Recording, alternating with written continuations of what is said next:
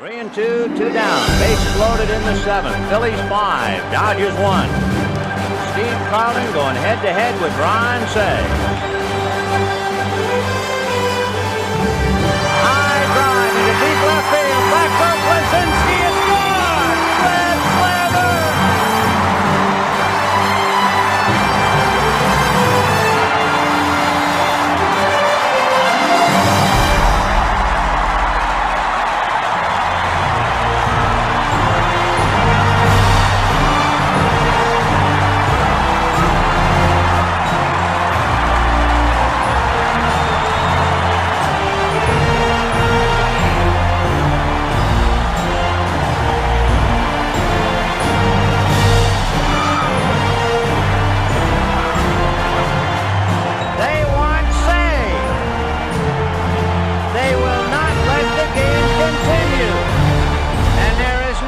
Further for me to say.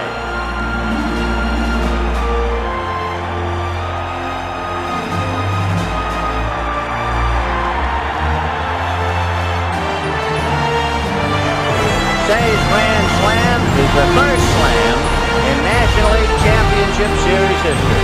Baker trying to put the Dodgers ahead. 1-2 the count. In well, left field. Nicely gone. Back to the wall.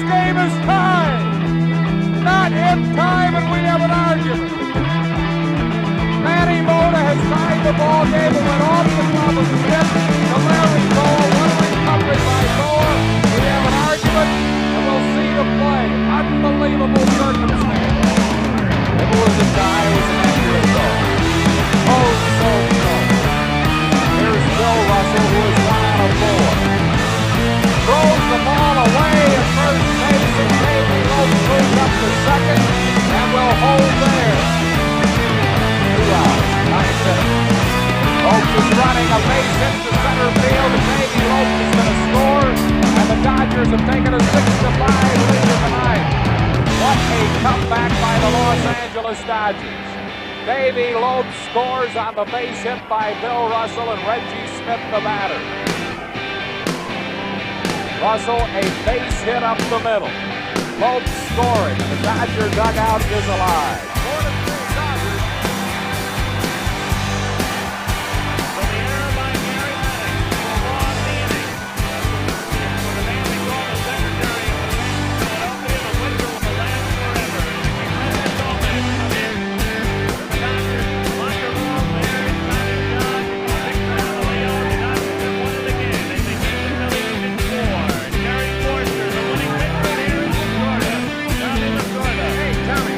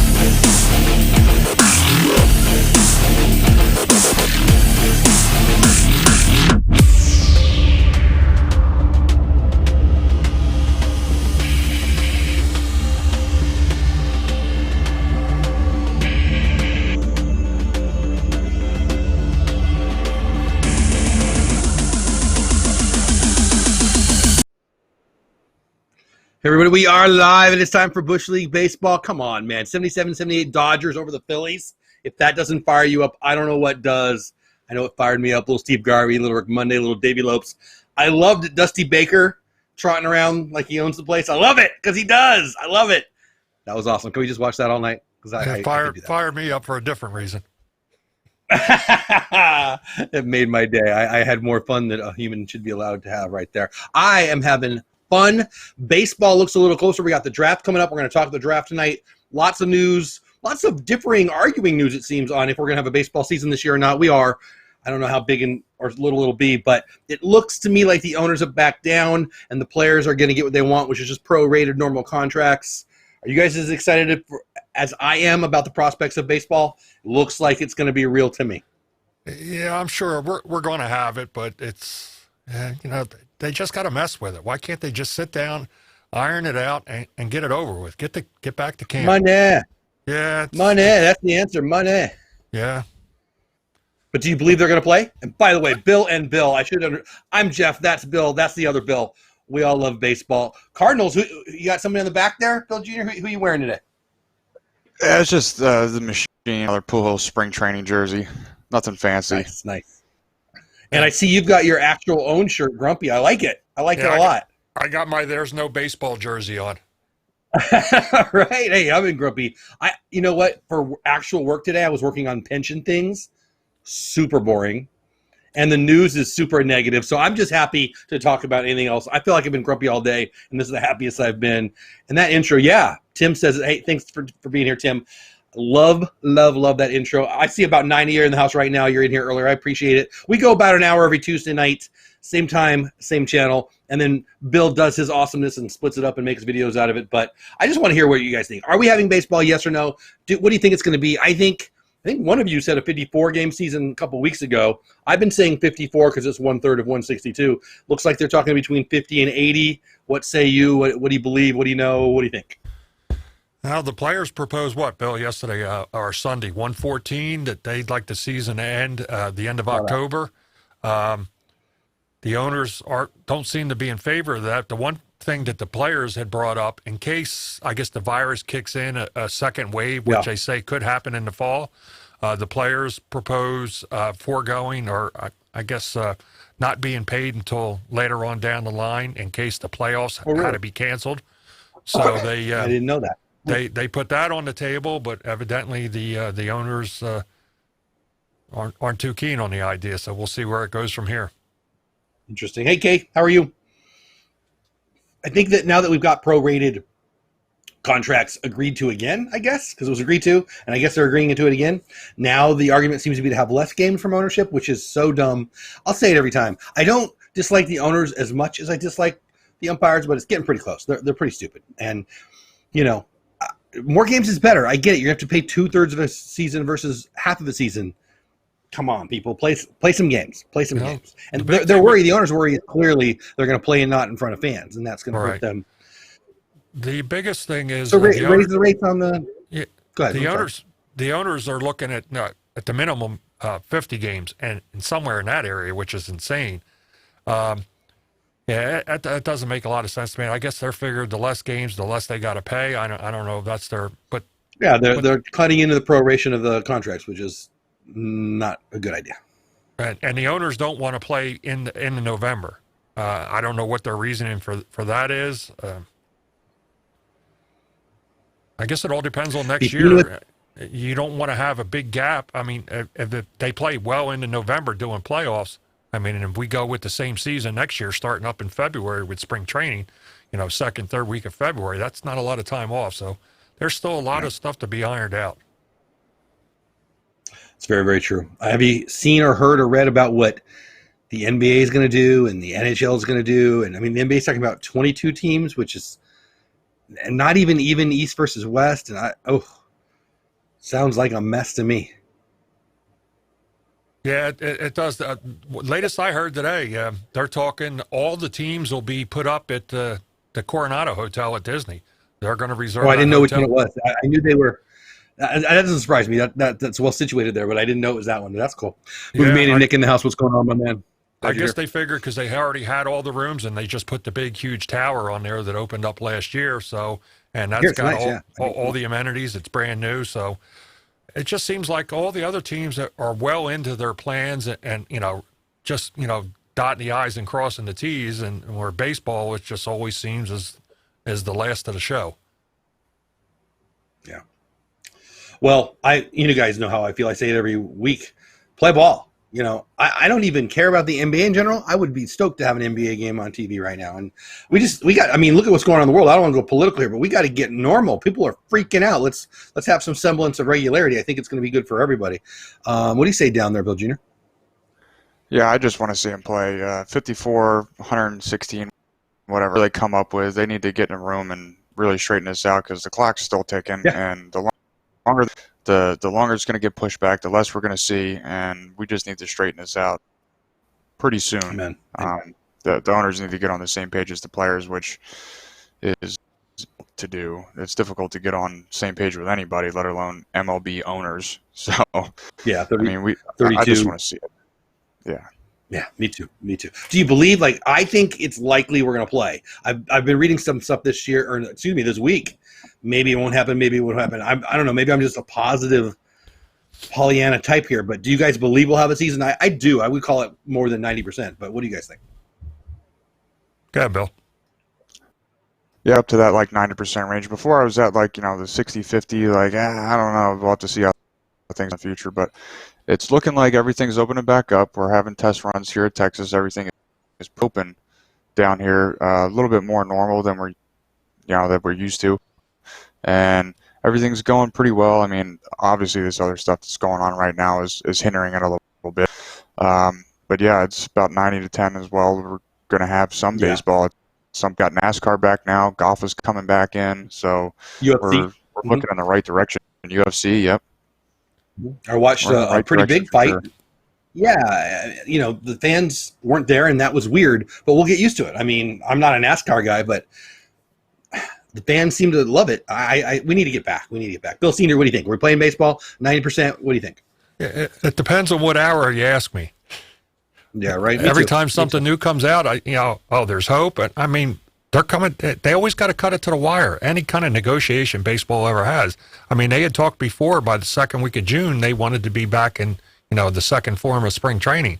Well, we're into June now. I mean, May flew by. We're going to be into the 3rd of June already, and they still got a lot to iron out, and they haven't even talked, let alone where they're going to play yet. If they're just going to play at the home fields or if they're just going to be centralized somewhere, they haven't ironed any of that out yet.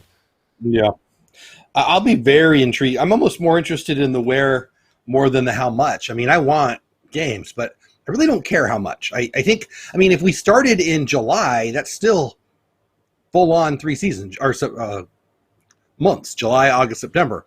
You could play 81 games clearly right there. I mean, I don't know. I don't see what the big deal is. Let's just go. But well, I think the owners are just trying to get every nickel they can, and it bugs me. But maybe I'm wrong. Well, I think that was the players' reasoning for coming out with that 114 games, because the owners are at 50. Well, if you meet somewhere in the middle, that's that'll get you to 81, 82 games. So half a season at this point, I'd be happy. Oh, absolutely, me too. Tim, I see you down there. Baseball Fools around. You make a good point too, Bill Senior. It seems like negotiations, especially in sport, don't move until they have to. Like if you get exactly. 12 hours left, okay, maybe we'll sit down. 4 hours left, okay, now we'll talk, and okay, now we got to get it done. Which is so dumb. It's like each side tries to see how much blood that they can twist out of the stone, before they come up with a deal. Yeah. I've always been amazed that the players have always, with 600 players or whatever it is, they beat 600 different opinions versus 32 opinions. You think the owners would have, control over the argument just from that, but it never works that way. Never works. Yeah, it seems that way. That's for sure. I know we've got some topics, but one of the topics that I keep mentioning week in and week out, because I feel like chat eggs me on, Tim, looking at you, my feelings towards umpires. Now, I'm not mad at this umpire, but this is one of the great days and proof that we don't need umpires on the field. I'm looking at you, Jim Joyce. Now, it sounds like he's a nice guy, but he's the guy on this date 10 years ago or so.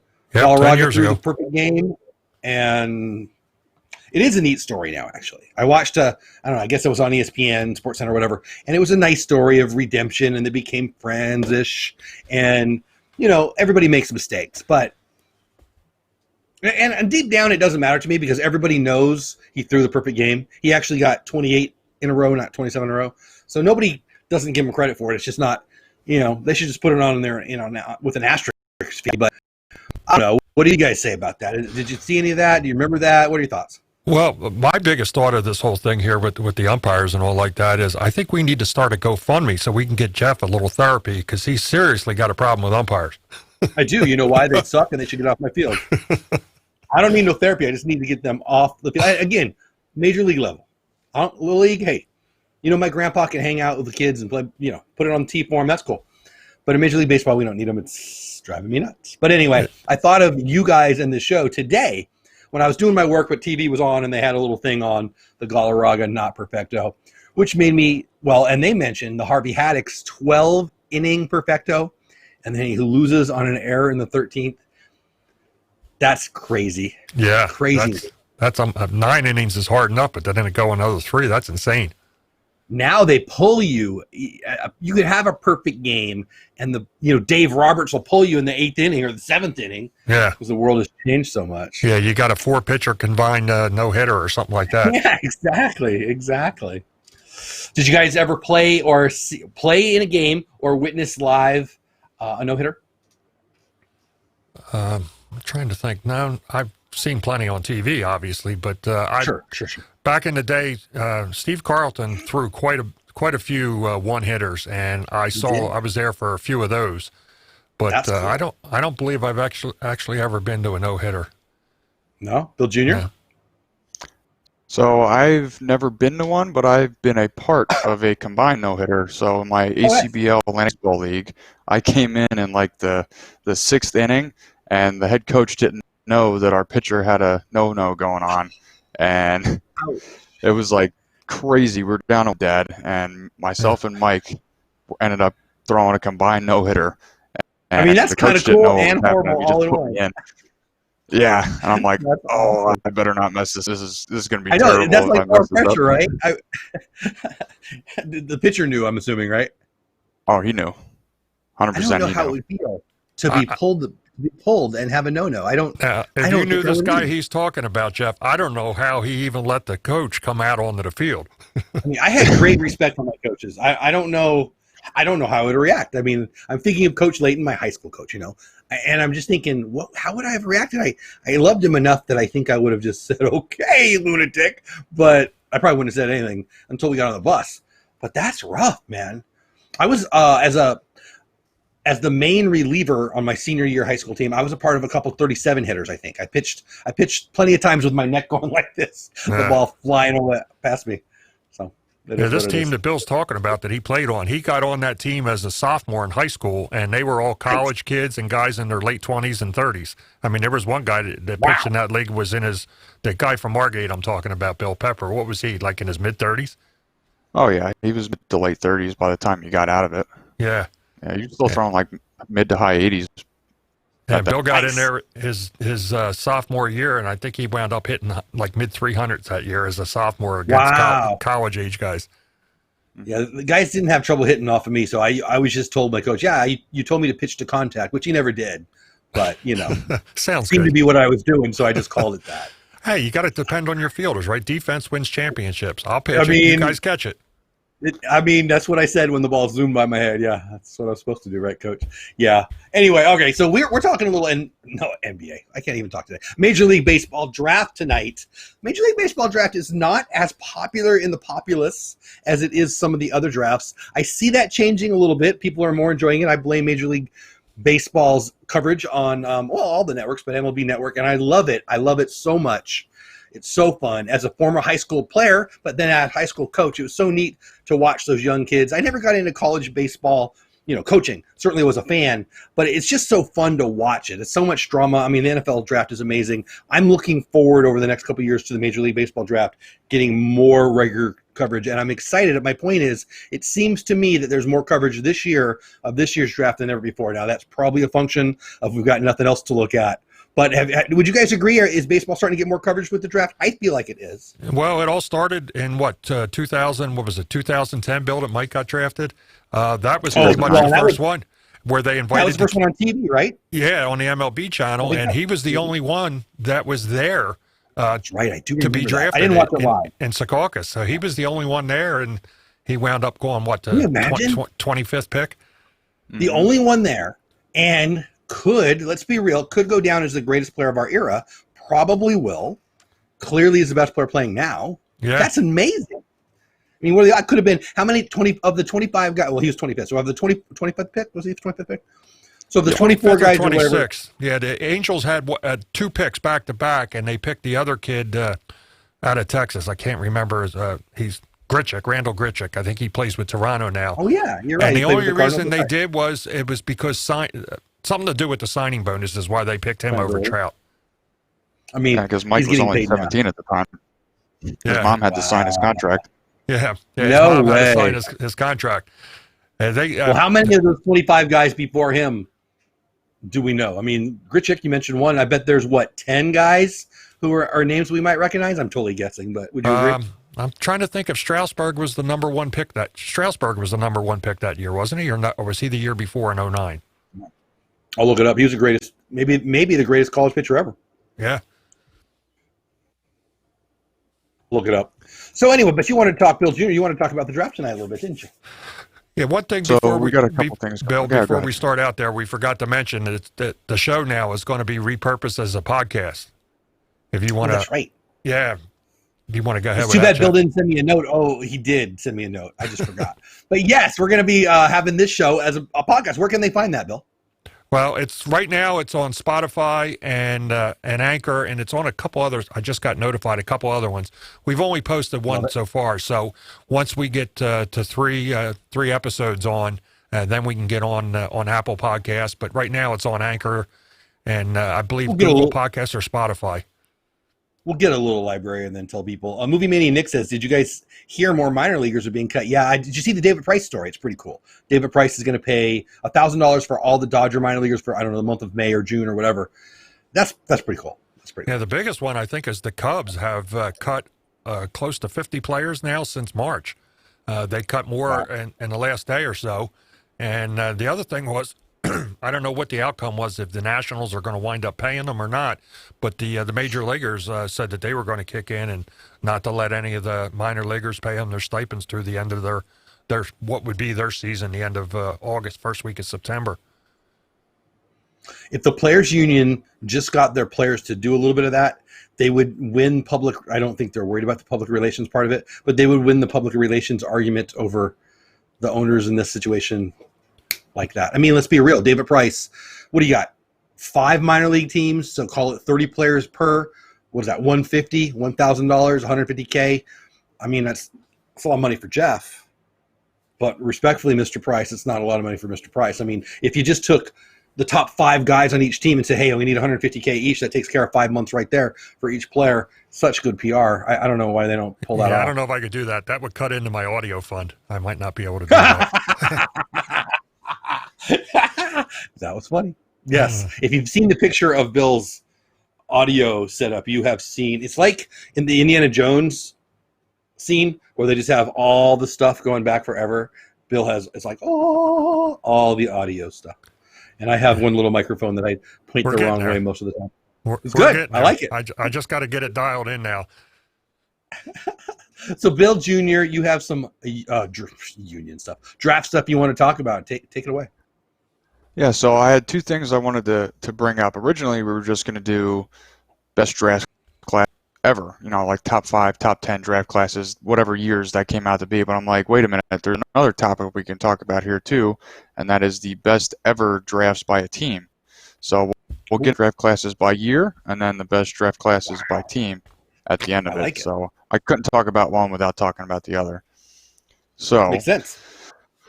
To start off with number 5 for best draft class ever, I actually had a 1995 draft, which comprised of Kerry Wood, Roy Halladay, Todd Helton, Darren Erstad, Carlos Beltran, Sean Casey, Hamster, A.J. Burnett, and Mike Lowe. That's my Wow. number 5. I don't know if anybody else has anything for the number 5. No, I didn't do any research on this. I can tell you that I love Darren Erstad a lot, and I think he was an All-American punter in North Dakota State or something like that. That's pretty cool. I think he was on the was he on the championship team for Nebraska as their punter? Maybe it was Nebraska. It might have been Nebraska. I think he won a national championship, and then he was That feels drafted right. a few months later. He was great. I was a fan. I was in Southern California at the time. I was a fan of that. That's cool. Good stuff. What a draft class. My goodness.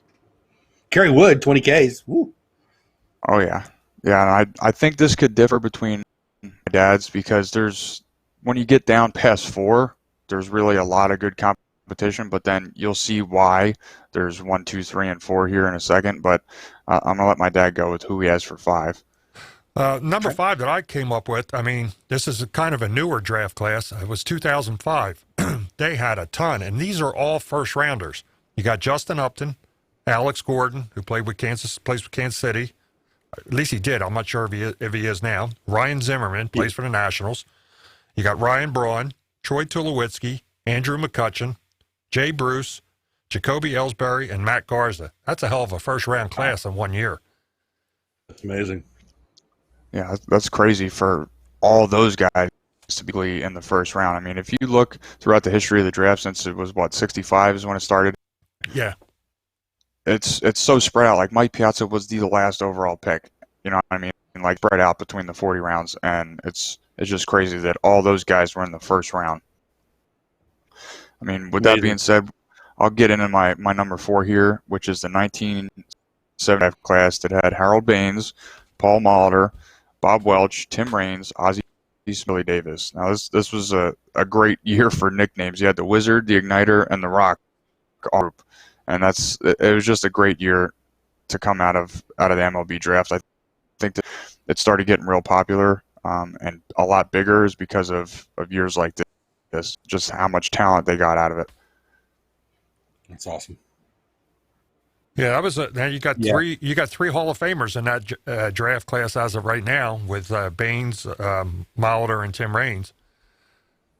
So pretty much every one of our top 4 that remaining, we have at least 3 Hall of Famers in each one of these draft classes. The sure nut says Major League Baseball shortening the draft or something. I think there are. Well, there's one team that in one draft that I'm thinking of drafted 3 Hall of Famers in the same year. Well, yep. I know what you're talking about. Okay. The way after I said it, I'm like, well, maybe I'm wrong, but okay, there you go. I'll wait for it. Yep. Yeah, we'll definitely get into that when I get into my next list, which is like the top 10 drafts by any team ever. It's a crazy story. Stick around, people. Before you move on there, we just had a question in chat. It says, isn't MLB shortening the draft or something? Yeah, they're going down from, what is it, normally 40 rounds, and they're going down to 5 rounds this year. So it's definitely going to be a shortened draft this year. Yeah, it's crazy, too, when you think about, like, the college kids, because where they ended up last season, that's, like, their slot, because they didn't really have a year. They only played, like, 2-3 weeks this year, and as long as they didn't get hurt or show any crazy signs of, degradation, then you're good to go.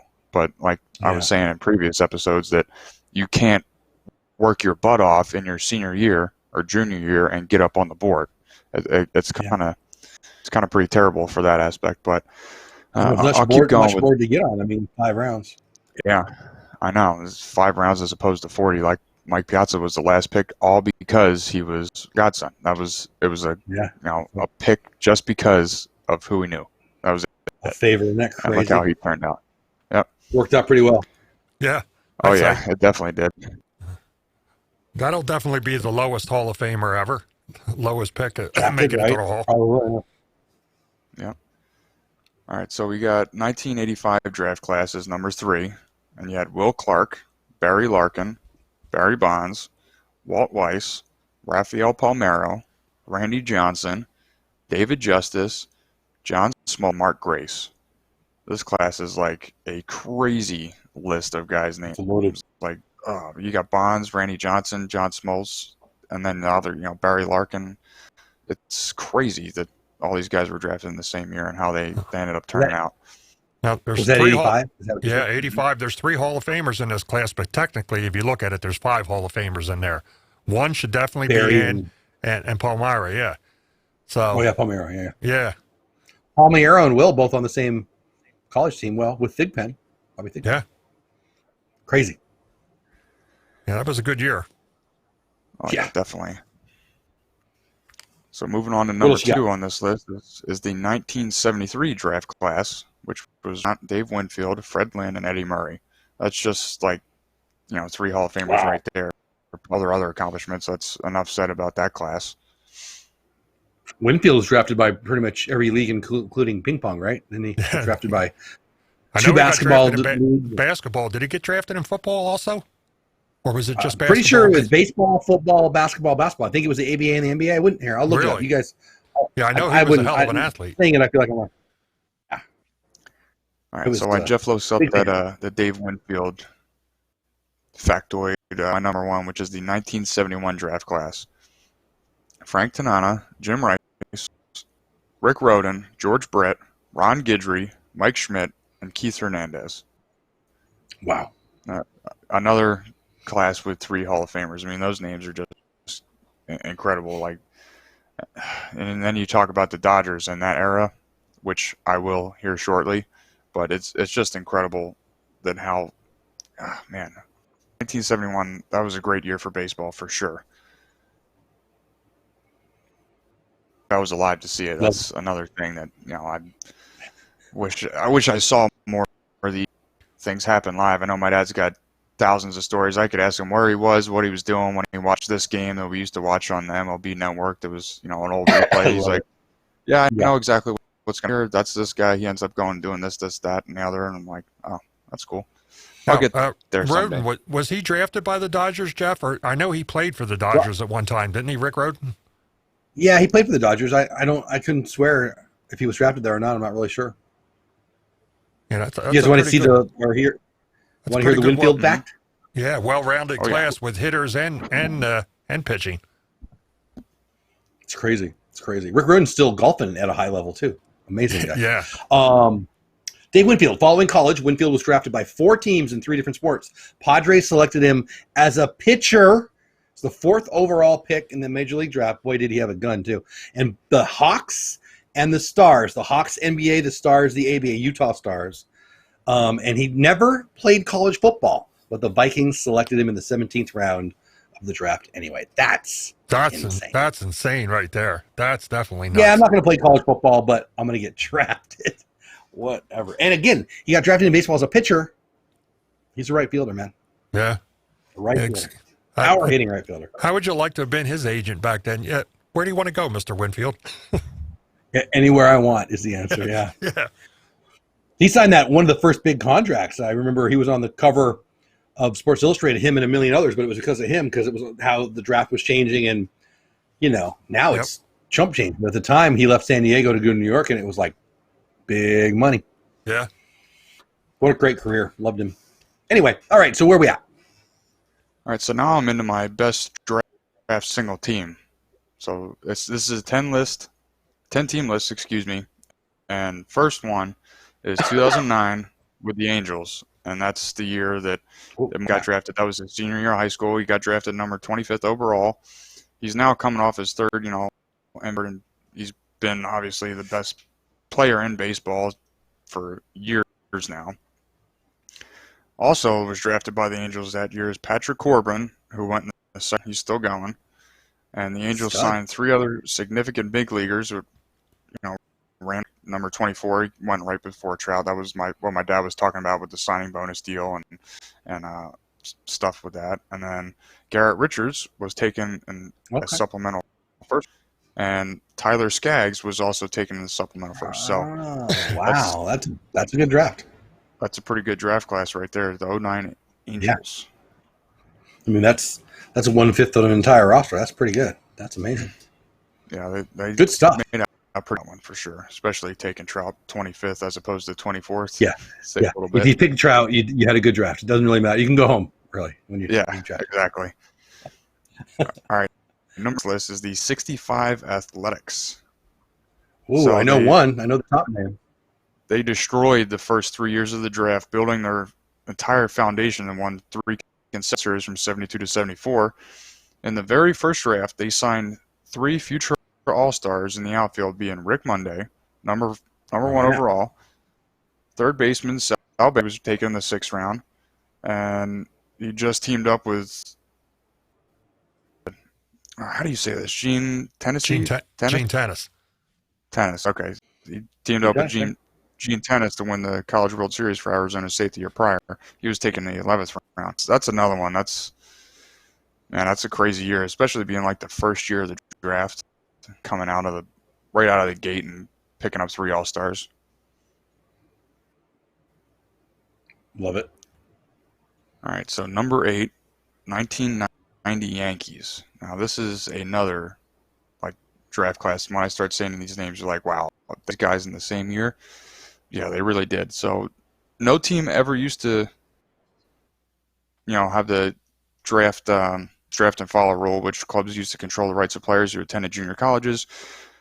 The New York Yankees did that very well in 1990. They selected left-hander Andy Pettitte in the 22nd round and Calhoun Community College shortstop Jorge Posada in the 24th, then signed them following spring for a combined $115,000.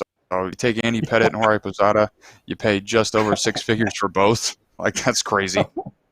They took Carl Everett in the first round, number 10 overall, in 2 All-Star games, while fellow prep outfielder Ricky, probably going to say this wrong, Lead or Leday? Yeah, Ricky Leday, that's it. Leday. And Shane Leday, Spencer. sure. Spencer was taken in the 28th round. They had a pair of World Series championships with the Yankees, and New York ended up signing a total of 12 big leaguers in that draft, which is more than any other team on the entire list. Well, that's half of a major league roster. That's crazy. Wow. Mm-hmm. Very cool. Bunch of cool names right there, too. I remember. Yeah. Shane Spencer had a good little run there. Good stuff. It took me a while, but then after I said it, I'm like, yeah, it's Ricky Leday. Like, I couldn't remember how it was spelled. That's why I was like, I'm like, oh, yeah, Leday. Got it. And all right, so number 7 on this list. Yeah. Keep going.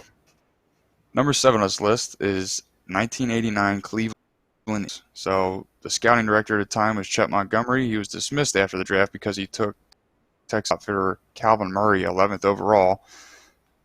He was unaware that Murray had in minor league or major league scouting bureau. He had no intention of signing, period. Montgomery deserved a raise, though, after selecting and signing 10 future big leaguers, including Hall of Famer round, which was Illinois Central Junior College shortstop Jim Thome, and 2-time All-Star in the 17th, California prep outfielder Brian Giles. And then he ended up selecting 4 pitchers who had lengthy careers on top of those 2, which was Virginia Commonwealth's lefty Jaron DePato, taken in the 3rd round, Washington High School's lefty Alan Embry, and Louisiana State right-hander Curtis Lescott was taken in the 8th round.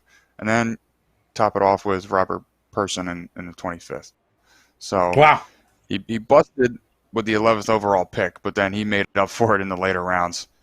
They got fired anyway. That's pretty crazy. Yeah, and then he got fired. But it kind of. So I wonder how much some of it's just luck, right? I mean, when you're down in rounds 20 to 25, everybody knows the same stuff, right? I mean, I don't know, maybe not back then, but nowadays everybody knows everything about everybody. But it's still pretty cool. I love hearing this stuff. I love the draft.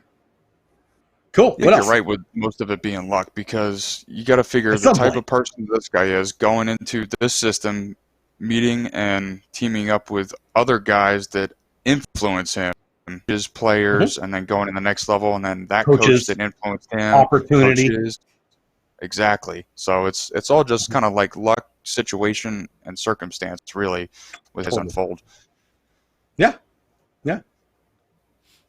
All right, what do we got for next? Look, Pete Alonso. Pete Alonso is a superstar.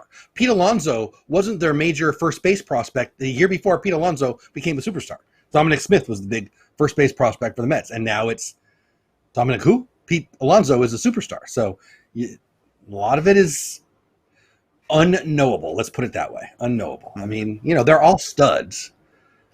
Who's going to break out? It's hard to know. I mean, Trout was picked by the Angels, and they had 2 picks in a row, and he wasn't even the first one. I mean, obviously, you had to pick one versus the other. I mean, it's crazy. Every team, even the Angels didn't pick him first the year the Angels picked him. That's nuts. Yeah, and if the Angels didn't pick him, he was definitely going to the Yankees. He was up at Yankee Stadium the day before the draft doing a workout for the Yankees. I don't even want to think about that. That would be horrible. It really would be. Oh, man. What else? Yeah, one more? Oh, yeah, I got 6 more. Oh, okay, there you go. 6 more. Let's do it. So number 6 on the list is the 19 Pirates. They did make 56 picks that year, but they essentially came with one of the most useful players in 1985. He's arguably the great draft era, and that's Arizona State outfielder Barry Bonds. He lasted a total of 6 picks and a loaded June crop and playing every day for the Pirates less than a year after he signed. He launched his career, which he put up a 162.8 WAR, which is more than all but 3 entire teams drafts in history, which is that stat is insane. That's crazy. Yeah. And then the Pirates' second best find of the year was McMahon right-hander Bill Sampson in the 12th round. So they did pretty well that year too, I'd say. And Barry. Everybody knows how Barry turned out. Yeah. The guy who drafted Babe Ruth did fine. It's kind of the same thing. Yeah, the guy who signed Babe Ruth. Yeah, he did all right. What have you done for me lately? Actually, the guy who did that traded him for a bankruptcy that he was about to have. But that's a whole other story. But anyway, all right, number 5. Let's do it. 5 is the 1984 Cubs. Now, this is a pair of legendary pitchers coming out of this one, and they ended up with 624 combined victories, which is like nobody's ever going to come close to that being combined. I know one, but I don't know. Nevada High School right-hander Greg Maddux. Sure. That's the one you probably knew. And then St. Joseph's lefty, Jamie Moyer. He came in. Oh, yeah, okay, yeah.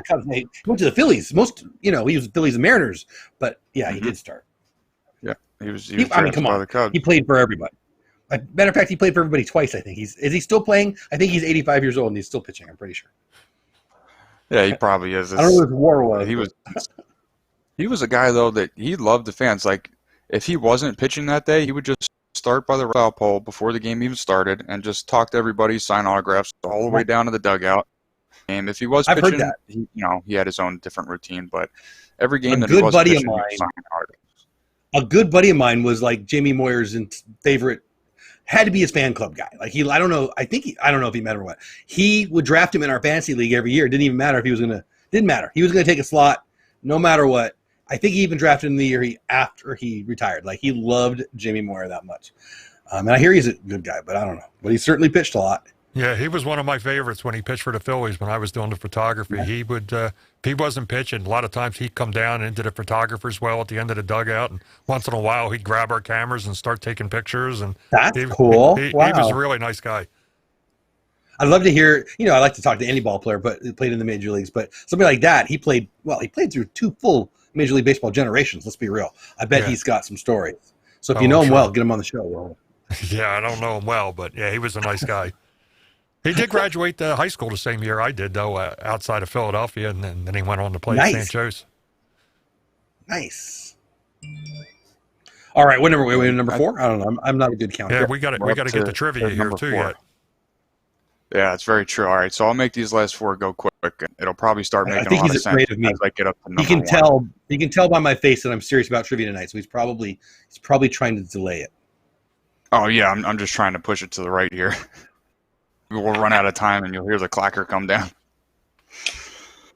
All right, so number 4 on the list, 1976 Boston Red Sox. They found a pair of quality left-handers, Utah high schooler Bruce Hurst, number 22 overall, and Georgia Southern's Josh Tudor, 3rd round of the January secondary draft. Oh, John Tudor. Yeah, sure. Yeah. But it was the 7th rounder who elevated this whole draft class for them to the next level. Is Florida Prep shortstop Wade Boggs. Oh, nice. Shortstop. Wow. Yep. Surprises me to think he was a shortstop, but there you go. Yeah. I said he lacked power, speed, and athleticism, but 5 batting titles in the Hall of Fame. You can't really all the chicken and all the batting titles, right? Yeah, right. Yep. He was the American League Tony Gwynn. That's definitely one of those guys where you can't scout the human effect, like how they are going to be. Like, you know what I mean? You can't scout them as a human. You can only scout their tools. So he He's one turned of those out guys I great. loved watching the hit. He made me like I didn't have a lot of power. He made me feel like, you know, I can do what he's doing. I mean, obviously I couldn't, but he didn't look like, you know, Barry Bonds up there. He was doing something that I could never do. It looked like I could do what Wade Boggs is doing. Obviously not really, but I loved him. It looked like And he I think was he putting in jacked a a lot of home effort, but he wasn't. Oh, he knew what he was doing. He did. I loved him. I loved 100%. him. Good stuff. Charlie Lau stuff. Good stuff. All right, number 3, the 1986 Detroit Tigers. They had the number 2 pick that year, but they didn't really get anything at him. It was a guy named Pat Underwood. But it really made up for it after his pick. They got Dole in the 2nd round. They got Brigham Young right-hander Jack Morris in the 5th round of the June draft. They got Steve Kemp, number 1 overall in the January draft. And so they could have gotten Ozzie Smith in the 7th round of the June draft, but he turned down the $10,000 signing bonus they offered him. They drafted him. He didn't sign. Turned out. Yeah. Right? We all know how that turned out, but yeah, exactly. Pretty good. He $10,000 signing bonus. Yeah, he was all right. He was pretty good. I mean, I think we talked about him before. He turned out pretty good. One of the greats ever. Yep. Oh, yeah. All right, number 2. But Red wait a Sox minute. again, They but also drafted. Wait. The Tigers that year drafted Dan Petrie. He was a stud. Yep, So they got Dan they Petrie got- in the 4th round in June. So Trammell, Petrie, Morris, and Ozzie Smith. They actually drafted 2 Hall of Fame shortstops in the same draft. It's crazy. That's crazy. Yeah, unbelievable. Anyway, good stuff. About what we were talking about before, if they both got drafted and were in the system together. Well, and they had Whitaker. I think wasn't Whitaker the year before in the draft? I wouldn't swear to that, but I think Whitaker was 1 year. Regardless, they had Whitaker in that system too, who many think is a Hall of Famer. Certainly, he's right on the line. Yeah. Like, what would you do? You put Sweet Lou at 3rd. You put Trammell at 3rd. You don't put Ozzie at 3rd. That was a good problem to have. Right? Yeah. Just throw a ground ball. Just keep it down, people. Bring You'll be fine. Bring Jeff Bates in the pitch. Right? Pitch to I contact. could throw to contact, baby. I'm telling you. You can have a no-hitter on that team. Dole. Oh, man. I would have to wear a helmet, That's I'm great. pretty sure. Oh, crap. That's And good stuff. was that number 2? That was 3. We're on to 2 now. So there's 2 more? Okay, I can't wait. That's crazy. So, 1983 Boston Red Sox come in at number 2, drafted Texas right-hander Roger Clemens. Sure. He was the best college pitcher available entering that spring, obviously, but he struggled in May and wound up being 7th selected, being the 7th pitcher, 19 overall in June. Boston signed Boston signed leaguers from their drafts that year, but Clemens and Ellis Burks, number 20th overall in January, combined for 189 WAR by themselves. So 2 people, 189 above replacement. Yeah. That's crazy. Wow. I think One of the you're great going to pitchers like of all time. number 1, And I'm pretty sure I know who it is. I'm pretty sure you know who it is. I feel like number we 1. might have seen some highlights of some of them. We definitely did, and that's for sure. Watching that before, I'm like, oh, this is a great little intro video for the countdown before we start talking about the draft classes. So I have no turns out idea who next could it year, be. The 1968 draft. So they signed 6 future All-Stars who would come 23 All-Star game appearances. Both of them are draft records. Washburn outfielder Davey Lopes was 2nd rounder in the January secondary phase, while California's high school first baseman Bill Buckner, taken in the 2nd round, and University of Houston's outfitter / defensive back Tom. How do you say this, Jeff? Tom Paciorek? Is that how you say it? Tom Paciorek. Paciorek? Okay. I He's couldn't better remember how to known say for his name. being Hawk Harrelson's buddy on the White Sox. Hawk called him Wimpy as a announcer. That's how people know him better. Wimpy. Mhm. And now here's some more names for you, Jeff. And then they sign Alabama prep right-hander Doyle Alexander, 9th. Yep. 9th round. Part of the Known regular best June for being draft. traded for John Smoltz. Oh, yeah. There you go. And then the cherry on top was a pair of college third basemen in the June secondary phase, which is Michigan State's Steve Garvey and Washington Heard of him. State's Ronce was taken in the third round of the secondary phase in June. So that's a crazy. That's crazy. And then there's got more. on in the 5th in January secondary. And then they took Bobby Valentine, number 5th overall, and Joe Ferguson, 8th in June. It's like insane. Like they had a total of 11 future big leaguers who combined for a total of 208 wins above replacement, which is like that record. I don't know if it'll be hit. That's one of those almost unbreakables. They drafted a World Series winner in 1 year. They did. Yep. They got to the World Series in 74, 77, 78, and 81 because of that draft. That's insane. Yeah. That's insane.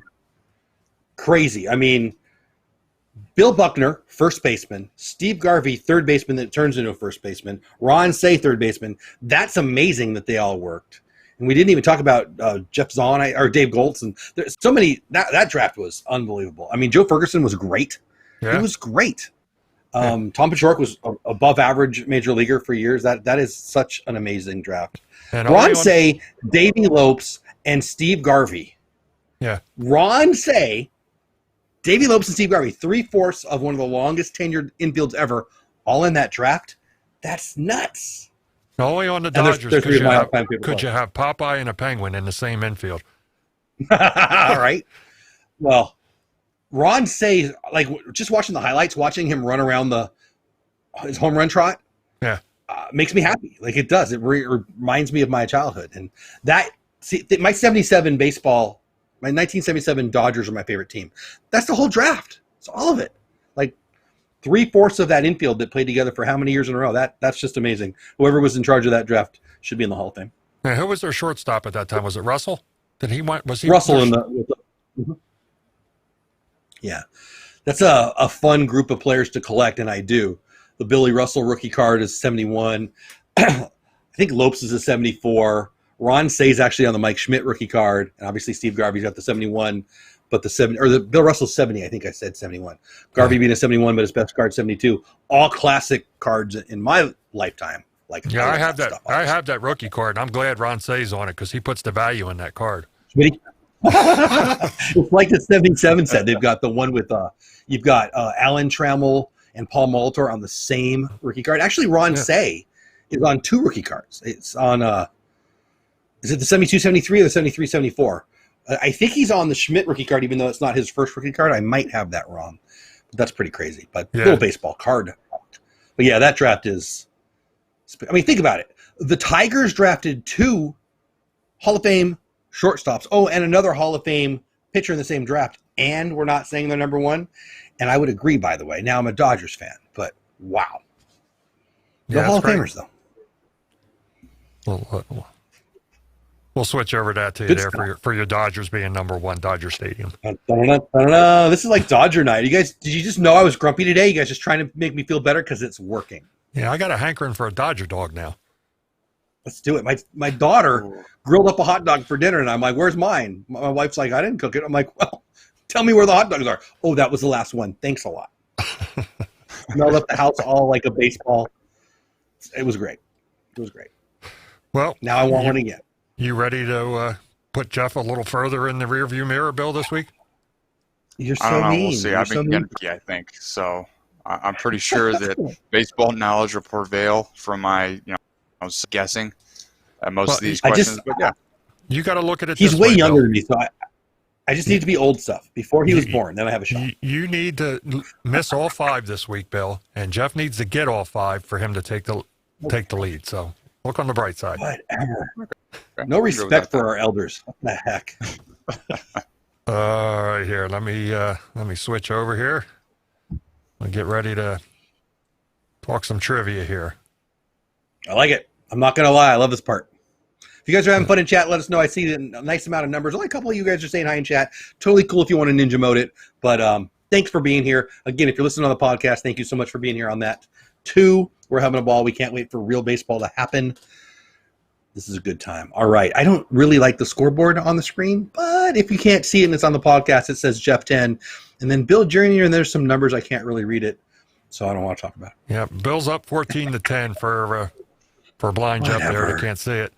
All right, you I guys don't ready? know. It's not what it looks like on my screen. You got your sheet ready, no. Jeff? And Bill, you got your numbers ready?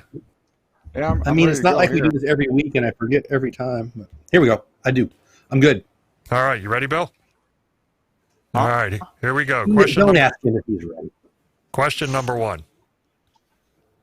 Who was the only player ever to be named on an All-Star at both catcher and second base? It's the only player that was named an All-Star at a catcher and also at second base. Gabby Hartnett, Bill Dickey, Carlton Fisk, or Craig Biggio? Ready when you are. Bill's got that look, Jeff. It looks like you might maybe pick up a little bit. Yeah, This you guy was probably named. He picked was one up. named an All-Star at both the catching position and at second base. Hartnett, Dickey, Fisk, or Craig Biggio. You got a pick there, Bill? Okay, you ready? Since you didn't say Jason Kendall, I went with. Now, where's Stacy? Because at this moment, she's supposed to yell at me and tell me, put the numbers. You're both right. Craig Biggio was both as a catcher and as a second baseman, and he was a really good catcher in his career, but I guess, it's injuries or whatever piled up, and they wound up moving him to second. I think I was more right than he was, so I think I should get the point. You get an extra half a point because you had it you were ready first, Jeff? I was just more right. I don't know about first. I couldn't see him, but I was definitely more right. Yeah, you Number wrote the 7. whole name out, not the number. Exactly. Right? I get more points for that. Yep. So Stacy. All right. We ready for question number 2? I don't know. We'll see. I'll let you know after you ask it.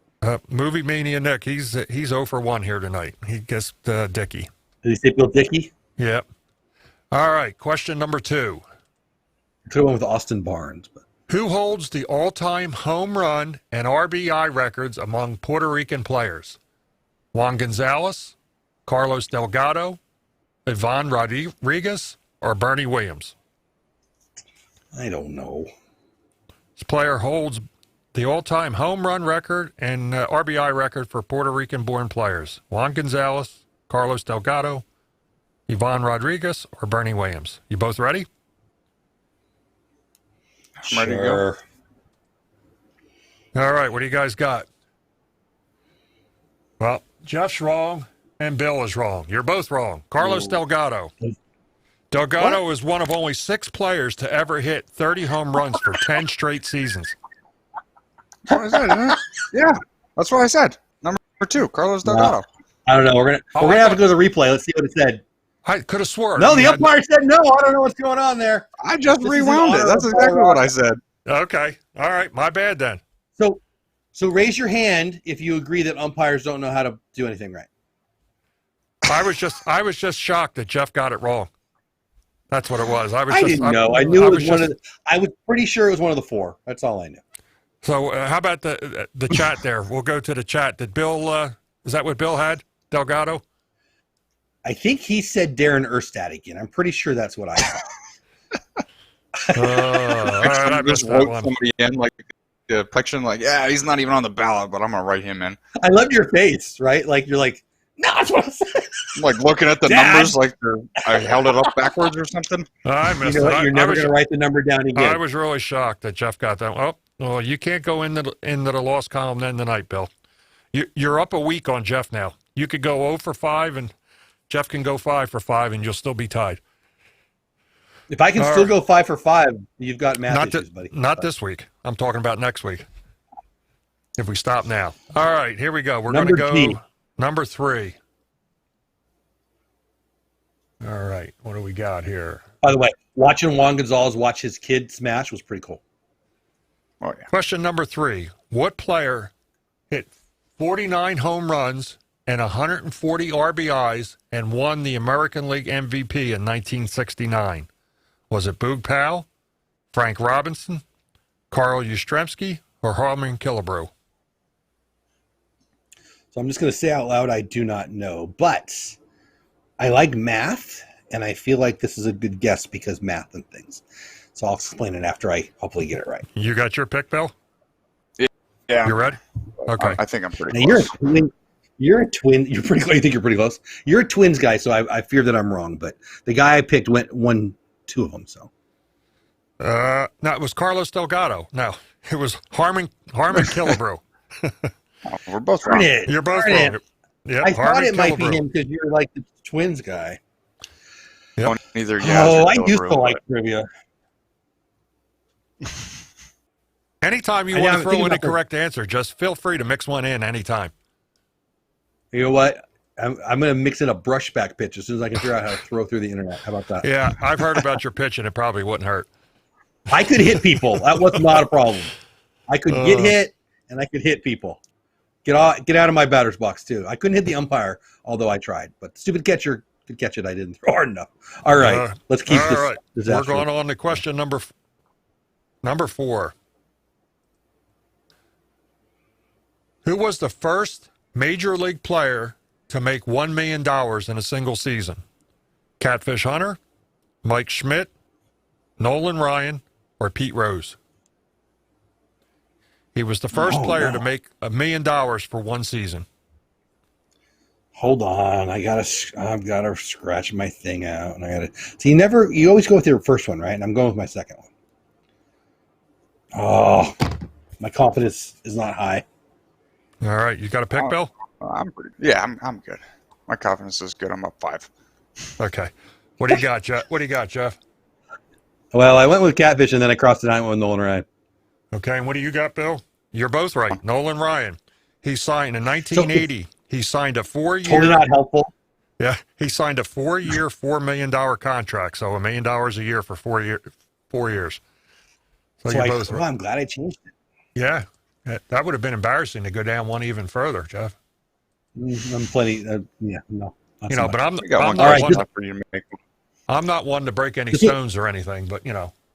Yeah, I noticed. So this one's worth 5, right? What's that? This one's worth 5 points, I heard. Yeah, this is It's a the 5-run grand slam. Yeah, the 10-point bonus question. Yes. There you go. It's about time you get on my side. All right, let's do this. All right, By the here we way, go. totally hate the scoreboard. Remember what I told you? I like the scoreboard. Total lies. Can't stand the dang thing. All right, keep going. Yeah, Movie Mania Nick, I think he went to the same school of baseball quizzo that you went to, Jeff. He's 0 for 2 or 0 for 3 there tonight also. All right. I mean, we're saving up for the end. Here we go. I mean, it's cumulative, right? So, Yeah. Okay. Last question of the night. Here we go. Who was the first pitcher to win the Cy Young Award in both the AL and the NL? He won a Cy Young in both leagues. He was the first pitcher to do it. Was it Gaylord Perry, Pedro Martinez, Roy Halladay, or Max Scherzer?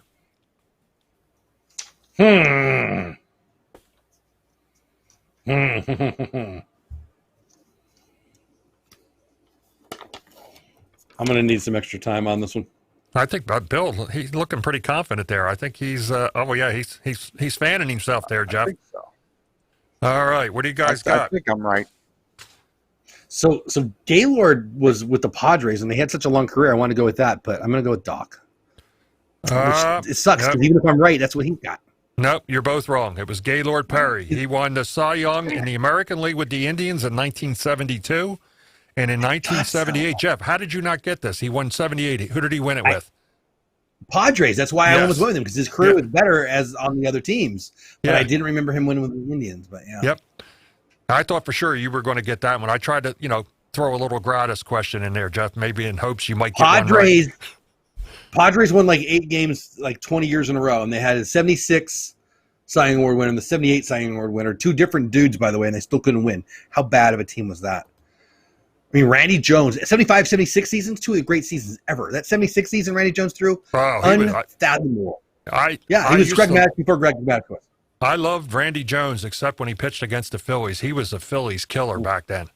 He was an everybody killer, 75 and 76. He was Carlton in 72 for the Padres, a bad team, but elite pitcher. He couldn't throw more than 60 miles an hour, I bet.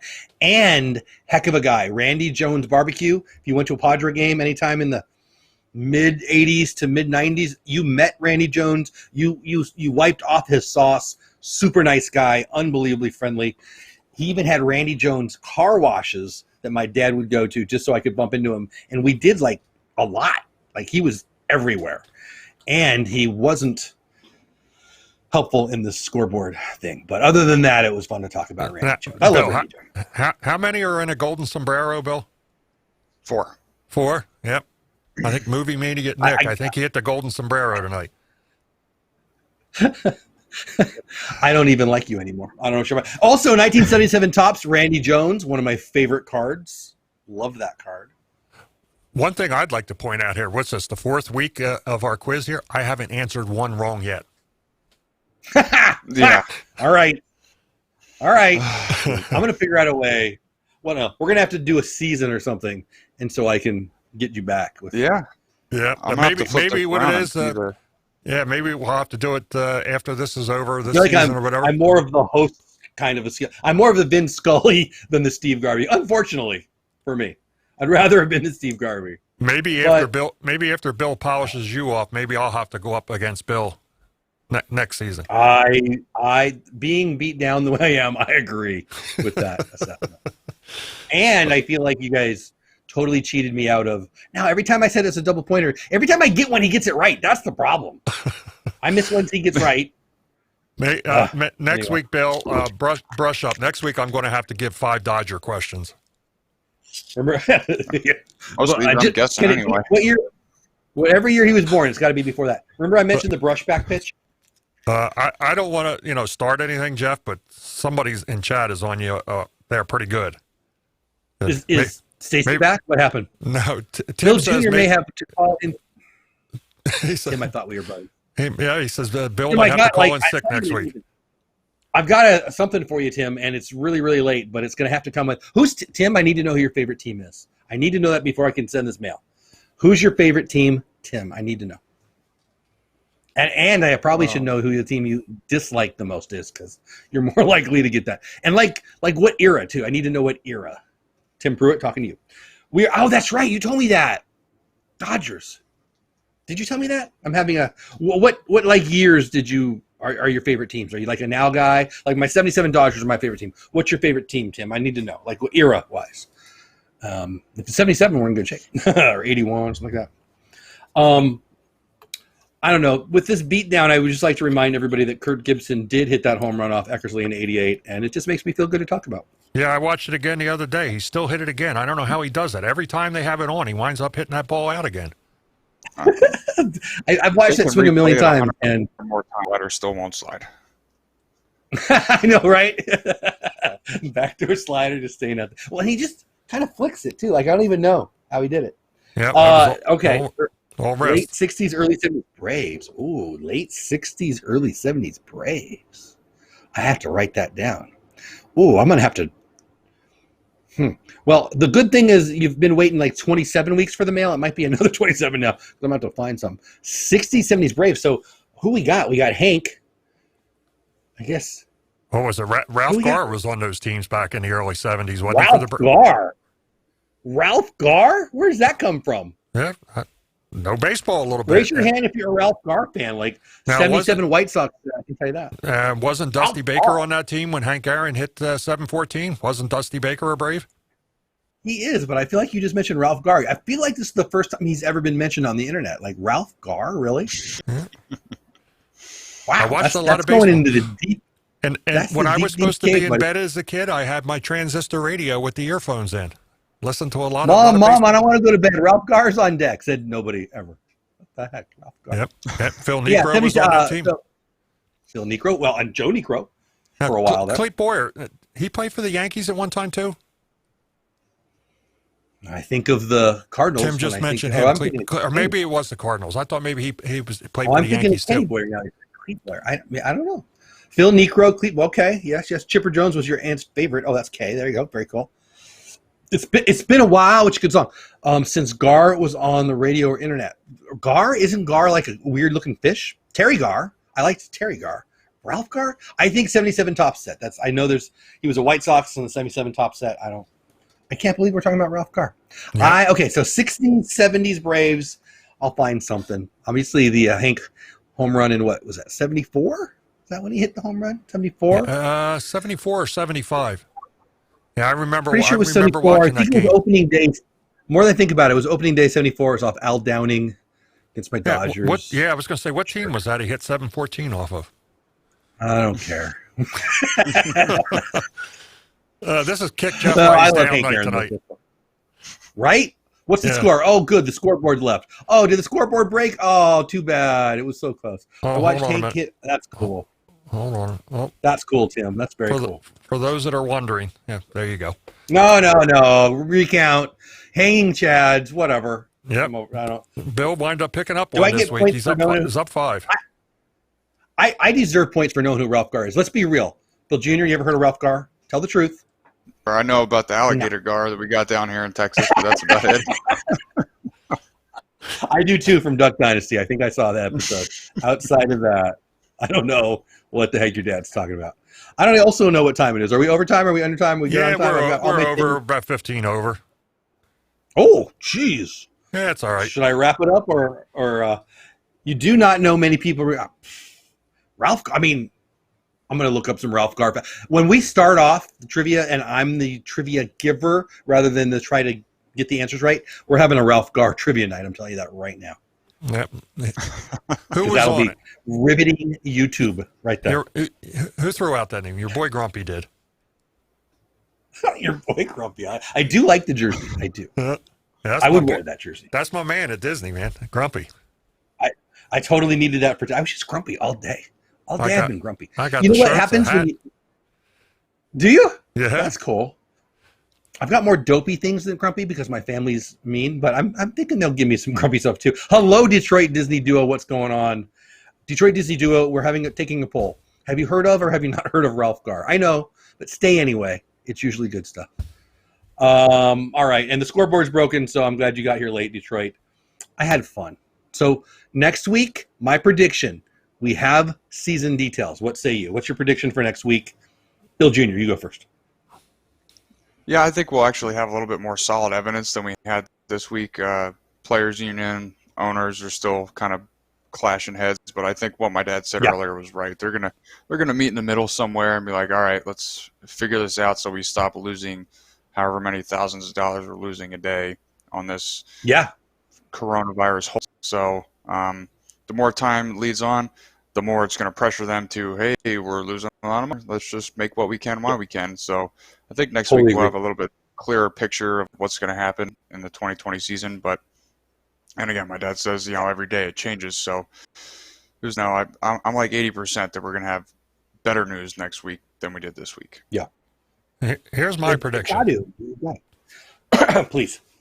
Tony Clark, the president of the Players Association, he's going to call in a secret weapon, and he's going to come into the table, and he's going to get things cleaned up. Ralph Gar is going to come in, and he is just going to take over the negotiation, and we're going to have baseball in a week. Huh. Ralph Gar talk. Yeah, he can do Bush anything. League baseball. Tony Clark talk is hard to find. Ralph Gar talk is harder to find. No, Tony Clark. I told you Go my ahead. Tony Clark story. He almost killed me in Philadelphia. I don't remember that. I have a couple Tony Clark stories. Tell me. No, I don't. I need to know. I was on. Was it because first, you played trivia and you didn't let him score any points? Is that why? Yeah, he said, "How dare you? Go one up on me." No, I was. There was two spots. There was two chairs for photographers. One was right inside the home base side of the visiting dugout, and just inside of the first base dugout. Well, there was something else going on in Philly that night, and there wasn't a lot of local photographers there because the stringers for other companies weren't allowed to use their two seats. That was for the Phillies photographer and like the local Philadelphia papers. So I was able to get one of the seats that night. I had my arm on the railing on the Phillies dugout, and Charlie Manuel was sitting like literally right on the other side of the fence from me. And I had my long lens up, and Tony Clark's up, and he's a left-hander, and he swung, and he missed, and the bat came out of his hands, and I never saw it, but I felt it. It skimmed my hair going by. Charlie That's Manuel crazy. jumped up. He thought I got hit in the noggin. Charlie Manuel jumped up. You all right? You all right? I'm like, yeah, what are you talking about? I felt it go by, and like Got a haircut. within 10 seconds, my phone is blowing up with text. Yo, did he get you? Did he get you? Because it was on TV or whatever. That's crazy. Yeah. And I think at the time, I think it was San Diego that he was playing with then. He matched for a while. He matched for Detroit for a while. And he actually, so he was I grew up in San Diego. His senior year of high school.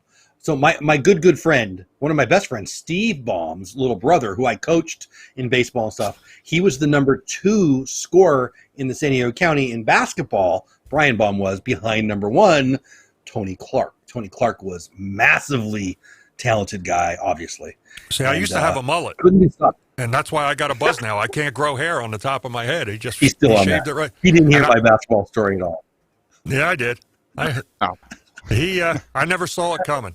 Never saw it. That's scary. Scary. Watching the Kurt Gibson thing that's been on with the Grand Slam, and I guess Game 1 in '88. Pretty sure it was Game 1. Regardless, and it dented the center field camera and could have killed the photographer. Yeah, it was crazy. Yep. He mashed that thing. I don't know why that reminded me of that. Because he almost got taken out. Yep. Good stuff. And maybe if he got hit in the head, he would have been a better scorekeeper for trivia 500 years later, because I don't believe a word of the score down there. Detroit Disney duo, Movie Mania Nick, Tim Pruitt. Tim Pruitt been here all day. Kay was here. Stacy, where are you? I miss Stacy and telling me that I'm not following the rules.